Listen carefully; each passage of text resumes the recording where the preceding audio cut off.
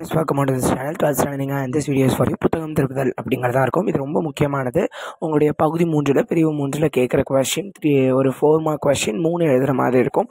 அதில் தான் நான் என்னெல்லாம் சொன்னேன் அப்படின்னா, தமிழாக்கம், அதுக்கடுத்து அணி, திணை, துறை, அது கூட இருக்கிறது தான் இந்த இலக்கியம் நயம் பாராட்டுக.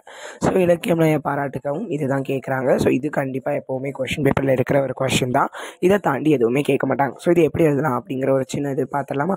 ஃபர்ஸ்ட் எழுதும் முறை எப்படி எழுதணும், என்னென்ன எழுதணும் அப்படின்னு தெரிஞ்சுக்கோங்க. ஸோ திரண்ட கருத்து எப்போவுமே மைய கருத்து அவங்களே சொல்லுவாங்க, மைய கருத்து எழுதுங்க, அதோட 4 நயம் பாராட்டுங்க அப்படின்னு சொல்லுவாங்க. ஸோ அப்போ மைய கருத்து அப்படிங்கிறது ரொம்ப முக்கியம். தலைப்பும் ரொம்ப முக்கியம். தலைப்பு மைய கருத்து கிட்டத்தட்ட ஒன்றா தான் இருக்கும். பட் அது எழுதுகிற விதம் மட்டும் மாறுற மாதிரி இருக்கும். சரியா? அதுக்கடுத்து தொடையில் 3 விஷயங்கள் கண்டிப்பாக இருக்கும். 3லேருந்து 6 விஷயங்கள் இருக்கும். மோனை, எதுகை, இயைபு, முரண், சந்தம், அணி, இது எல்லாமே. ஸோ இதில் எப்போவுமே எல்லா பாட்டுலேயுமே உங்களுக்கு என்னெல்லாம் இருக்கும் அப்படின்னு பார்த்தீங்கன்னா,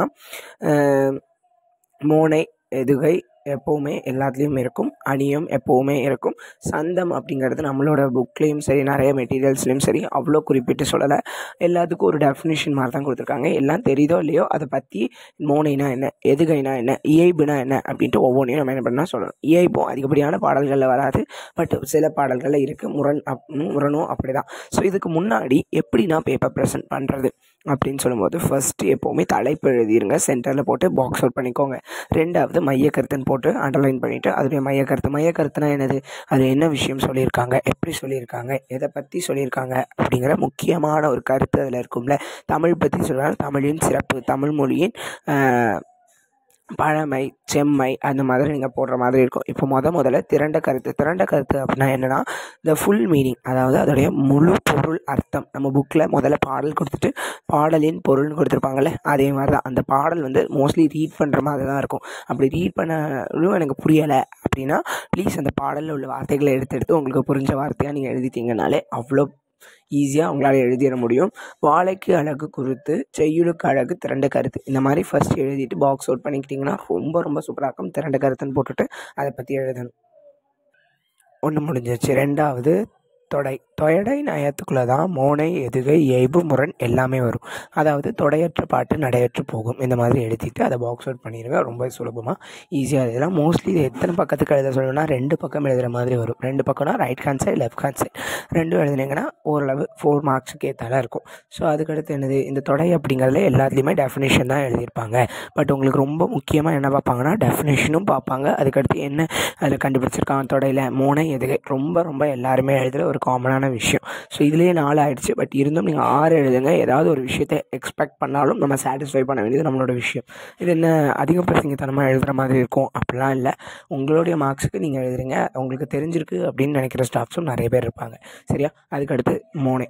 அப்போது மோனை அப்படின்னு சொல்லும்போது மோனைனா என்ன அப்படிங்கிறத நான் அடுத்து சொல்கிறேன். படைக்கு அழகு மோனை, செய்யுளுக்கு அழகு படைக்கு அழகு சேனை, செய்யுளுக்கு அழகு மோனை. அதே மாதிரி தான் எதுகைக்கும் எழுதுங்க. மதுரைக்கு அழகு வைகை, செய்யுளுக்கு அழகு எதுகை. கோவிலுக்கு அழகு மணி, செய்யுளுக்கு அழகு அணி. அழகாக புரியும்னு நினைக்கிறேன். ரைமிங்காக இருக்கும். ஸோ அப்போது ஈஸியாக இருக்கும். சந்தம் செந்தமிழுக்கு சொந்தம், இவ்வளோ தான். ஸோ இதுக்கு அடுத்து வேறு எதுக்கும் இருக்காது.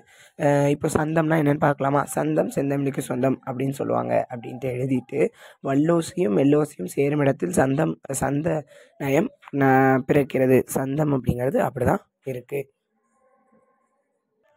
தொடை அப்படின்னு சொல்லும்போது, இப்பாடலில் மோனை, எதுகை, இயைபு ஆகிய தொடைகள் நயங்கள் பெற்று வந்துள்ளன அப்படின்னு எழுதினாலே போதும். இது மட்டும் எழுதினாலே போதுமானதாக இருக்கும். மோனையில் முதல் எழுத்து ஒன்றி வருவது. ஒன்று அப்படின்னா ஒரே மாதிரி, சேமா அப்படின்னு அர்த்தம். அப்போ ஒரே மாதிரி வர்ற முதல் எழுத்து ஒன்றா வந்துச்சு. அப்போ ப இருக்குது, பா இருக்குது. அது எப்படி அப்படின்னா அது எல்லாமே ப வரிசை. அப்போ அதுவும் கிட்டத்தட்ட மோனை தான்.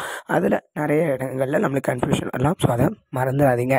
எதுகை அப்படிங்கிறது என்னது அப்படின்னா முதல் எழுத்து அளவொத்து 2ஆம் எழுத்து ஒன்றி, அதாவது செகண்ட் லெட்டர் நம்மளுக்கு சேமாக வந்துச்சு அப்படின்னா அது எதுகை அப்படின்னு சொல்லுவாங்க. கோவிலுக்கு அணி அப்படிங்கிறது நீங்கள் படிக்கிற மாதிரி தான் இருக்கும். நம்மளுடைய புக்கில் மோஸ்ட்லி நாம் பார்த்த மெட்டீரியல் வரைக்கும் இயல்பு நவர்ச்சி அணி, உயர்வு நவர்ச்சி அணி, இது 2 தான் கொடுத்துருக்காங்க. இளந்தமிழே அப்படிங்கிற ஒரு சூர்யா கைட் தமிழில். ஸோ அதில் பார்க்கும்போது அவங்க இவ்வளோ ஈஸியாக கொடுத்துருந்தாங்க. எல்லாத்துலேயுமே மாற்றி இயல்பு நவர்ச்சி அணி, அதுக்கடுத்து உயர்வு நவர்ச்சி அணி அப்படின்ட்டு 2 அணியை கொடுத்துட்டு சுவையிலையும் முக்கால்வாசி எல்லாத்துலேயுமே சேமாக பெருமித பெருமித சுவை அப்படின்ட்டு கொடுத்துருக்காங்க. அப்போ பெருமித சுவை அப்படிங்கிறது எல்லாத்துக்கும் நீங்கள் என்ன பண்ணிடுங்க, எழுதிருங்க. இயைபு அப்படின்னா மொழியின் கடைசி ஒரு மாதிரி ரைமிங்கில் வருதுல்ல, ஸோ அதுதான் இயைபு. அதுக்கடுத்து இயல்பு நவர்ச்சி அணினா என்ன, உயர்வு நவர்ச்சி அணினா என்ன அப்படின்ட்டு தெரியணும். மருந்தை தேனில் கலந்து கொடுப்பது போல கருத்துக்களை சுவப்பட கூறுவது அணியாகும். அணின்னு சொல்லுவாங்க.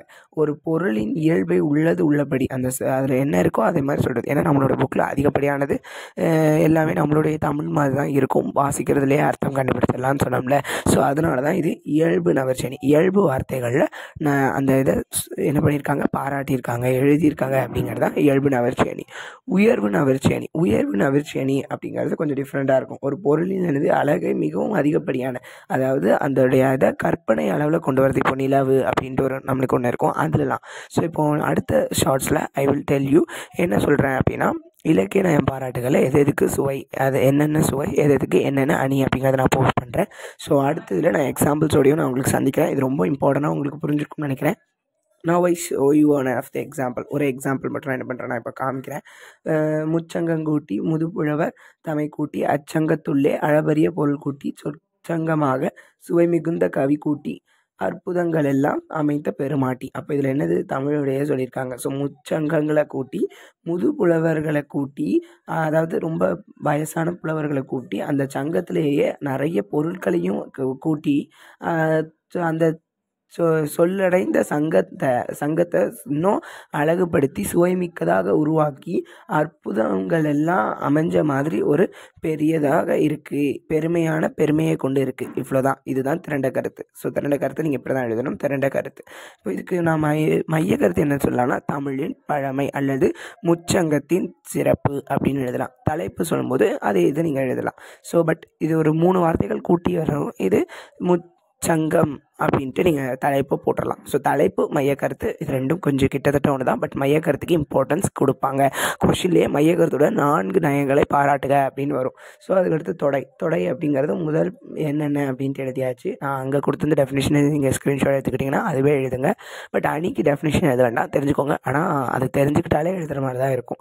மோனை அப்படின்னு சொல்லும்போது முதல் எழுத்து வர்றது, ஒன்றி வர்றது. இதில் பாருங்களேன், முதல் எழுத்து என்ன இருக்குது, சேமாக இருக்கா அப்படின்னு பாருங்கள். சேமாக இருந்துச்சு இந்த பாடலில் அப்படின்னா மூ இந்த மாதிரி இருக்குது.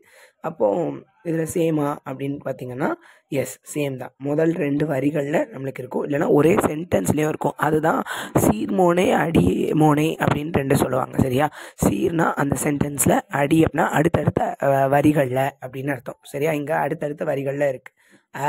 அ இது அதே மாதிரி சு இது ரெண்டும் சேவரிசை தானே. அப்போ இதுவும் மோனையில் தான் வரும். இதுவும் மோனை தான். அப்போ மோனை அப்படிங்கிறது கண்டுபிடிச்சிட்டோமா. எதுகை அப்படிங்கிறது கண்டுபிடிக்கிறதும் ரொம்ப ஈஸி தான்.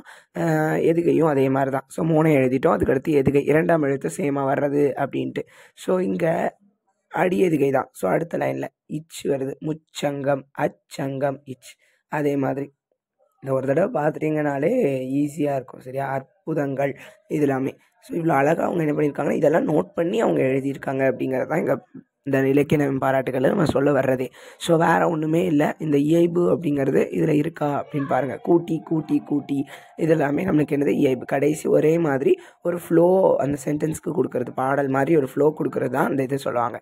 ஸோ அணி அப்படின்னு சொல்லும்போது இதில் உயர்வு நவர்ச்சி அணி, அதாவது தமிழையும் முத்தமிழ் சங்கத்தையும் உயர்வுபடுத்தி கூறியிருக்காங்க. அழகுபடுத்தி தன்னுடைய வார்த்தைகளை கூட்டி அந்த மாதிரிலாம் கொடுத்து அழகுபடுத்தியிருக்கிறதுனால இது உயர்வு நவர்ச்சி அணி.